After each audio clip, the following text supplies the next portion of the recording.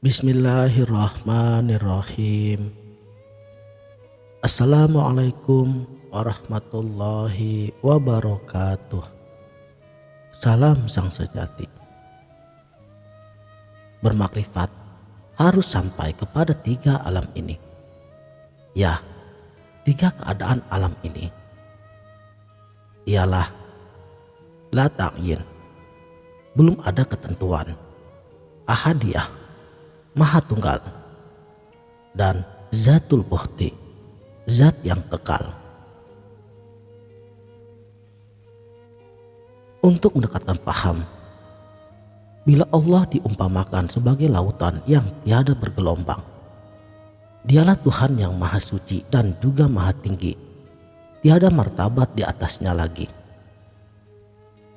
Sejak penciptaan awal mula kejadian diri manusia, kita ini sudah berada di dalam rahasianya Allah. La ta'in, manusia sudah tetap di dalam rahasia Allah, tetapi belum ada pengakuan apa-apa karena belum nampak dan belum ditampakkan. Buka surat Al-Insan ayat 1. Yang kedua, ta'in awal. Ketentuan yang pertama yaitu wahdah, ketunggalan. Hakikatul Muhammadiyah, asal mula segala yang ada. Disinilah ditambahkannya manusia dengan titik di dalam dirinya sendiri, seraya berkata, alastu birabbikum. Kemudian menjawab, bala syahidna. La haula wala quwwata illa billahil aliyyil azim. Dari rahasia dijadikan api, dari ruh dijadikan angin, dari hati dijadikan air, dari tubuh dijadikan tanah. Maka jadilah alam semesta dengan segala isinya. Kemudian titik itu mengembang menjadi banyak, tumbuh dan besar menjadi alif.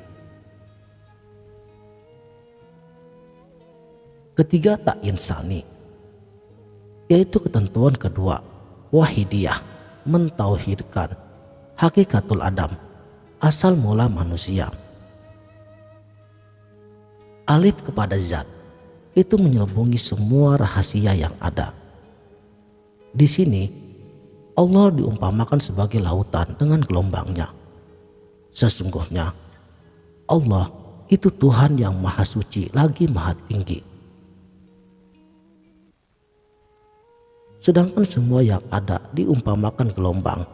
Adapun gelombang itu tiada pernah terpisah walau sesaat.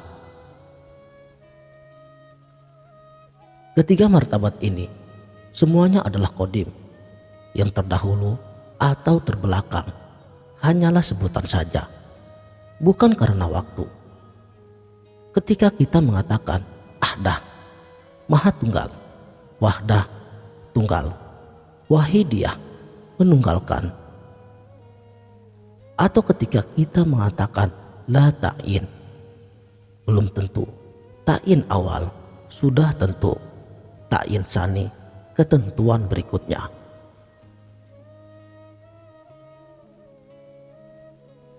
Maka ketiga martabat itu semuanya adalah kodim, sedangkan yang awal dan yang akhir hanya perkataan saja, bukan juga karena waktu, namun karena sesungguhnya laut yang tiada bergelombang, di situ juga terdapat satu gelombang titik, maka dari titik itu berkembang menjadi banyak. Itulah yang dinamakan alif. Jadi pada hakikatnya satu saja, namun tiga dalam sebutan. Fahamkan baik-baik. Jadikanlah hal ini sebagai dasar pegangan di dalam hati sanubari kita, bahwa diri kita ini itu tiada pernah berpisah dengan Allah. Dari awal yang tiada berawal hingga akhir yang tiada berakhir. Inilah satu pemahaman makrifat yang sempurna. Saudaraku sang sejati, kosong itulah yang disebut dengan laisa, yang bernama Wajibul Wujud. Tajalli sendiri menjadi Nur Muhammad bernama titik zarah.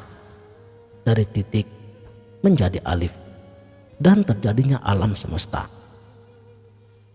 Di dalam kosongnya itulah kesempurnaan syahadat. Titik adalah rahasia Nabi kita, Nur Salasia yang terahasia, yaitu dua nama namun satu wujud yang berada pada rahasia, titik dan kosong.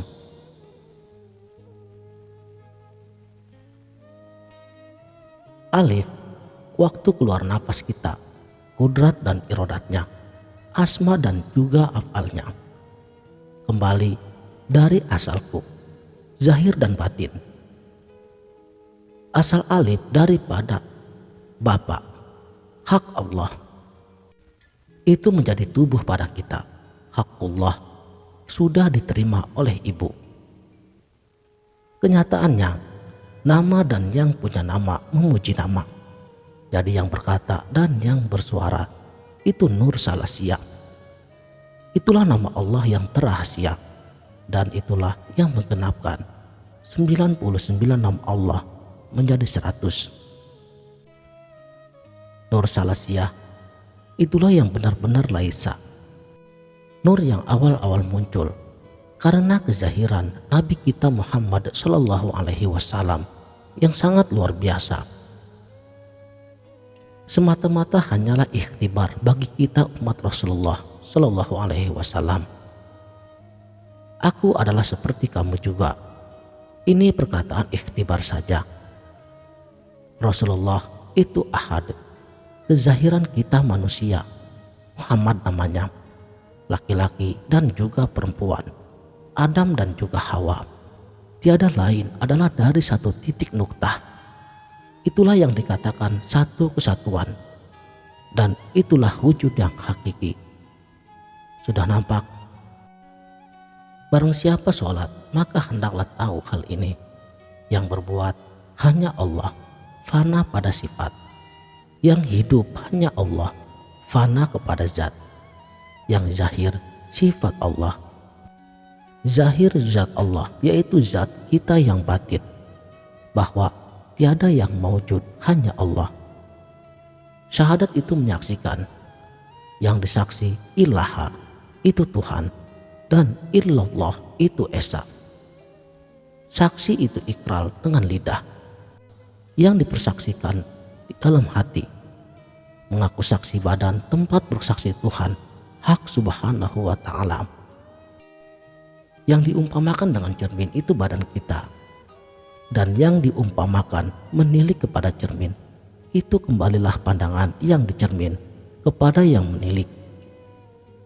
Berdiri sholat, ingat hati akan Allah. Aku rahasia yang memerintah ruh. Ruh memerintah hati, dan hati memerintah tubuh. Berdiri sholat itu esa dengan sendirinya, tiada dua. Muhammad itulah rahasia atau sir. Di dalam sir itulah aku. Itulah hakikat takbiratul ihram tatkala mengatakan Allahu Akbar. Jadi pandanglah ke dalam, kembalikan, tidak lain satu kesatuan adanya, apapun jua.